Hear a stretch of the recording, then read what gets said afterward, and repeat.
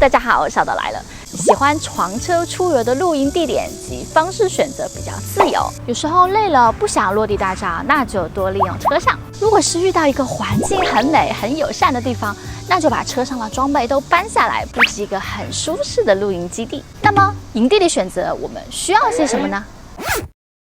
除了美丽的风景、有合适的搭建条件、环境安全及用火条件之外，还有很多人会考量到附近有没有便利的厕所或取水设施。事实上，我发现有很多好的地点，其实离厕所和取水设施都非常遥远。既然都走到户外了，那么就尽量克服，不要被限制住啦。关于厕所的问题，我之前有讲过，可以在旁边搭建一个厕所淋浴帐来解决。那么用水呢？今天我就来跟大家分享我的经验及相关技巧。首先是饮用水，出发前就要计算好用量。一般来说，2天1夜的露营，每个人准备2公升水参考，可以直接带矿泉水或者是饮用水桶装过滤水。不过也别忘了多备一个迷你滤水器，以备不时之需嘛。生活用水的部分，我的方法是准备6到8支这样的2升的鲜奶空瓶，我特别是选这种方形的，这样好堆叠收纳。这些就是我平常喝完牛奶后收集起来可以做水瓶用，出发前或中途装自来水带到营地使用。这样一般来说足够用了，如果不够的话呢，再去附近找水，这样呢就可以最大限度的不受取水的限制啦。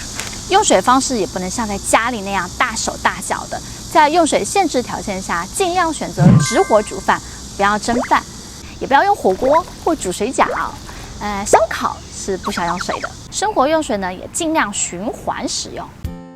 我会把水瓶放在便携水桶里，装上抽水泵。水泵可以匹配稍微大一点的瓶口，我这个水瓶口稍小一点，所以盖子上做了一个小手工。可以把瓶子原本的瓶盖镶嵌在适配的瓶盖里面，把它固定住，然后做一个穿孔。为防止途中漏水，可以垫一个硅胶垫。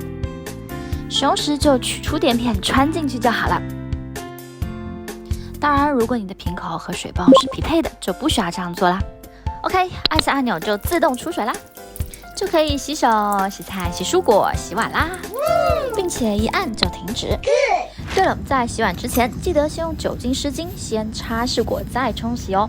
这样可以先把食物的残渣和油腻先去掉，不仅可以节约用水，还不需要用到清洁剂，保护环境。等到回家后再彻底清洗。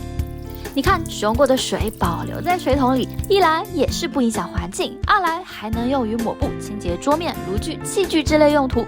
最后的脏水再找适当的下水道倒掉。这样的行动水槽2次用水方式，就能很大程度的达到节约用水啦。另外，关于床车露营清洁，我还有一个小技巧，我会随车带一个充电式的行动喷水枪，也是我清洁的秘密武器。它的外形就像迷你折叠水桶，很小巧，折叠后厚度仅10.8公分，有一个防尘盖子，里面有一个喷水枪，也可以架在提把上不落地。这个喷枪还可以选配多种魔力刷，平时也能使用，让你的清洁事半功倍。有带出水头的海绵软刷，可以自己洗车，还有软毛刷，可以清洗帐篷或桌椅等等，还有硬毛刷，可以刷洗户外地面等硬质表面。软箍刷可以刷洗自行车或摩托车轮。泡沫喷壶可以喷射清洁剂，微水气泡节约用水。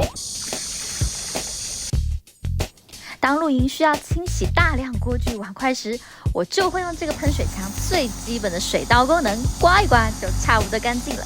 这不仅有趣好玩又快速，还可以省去清洁剂的使用。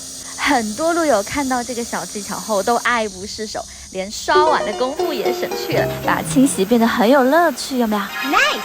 还能切换水雾功能，在户外你的宠物小猫小狗也可以洗脚，还能浇花或喷凉玩耍都好用。内置过滤器，撤场时倒进2次用水清洗炉具，可以洗营地车轮上的泥土，回家后也能用它轻松清洗帐篷和地布等等。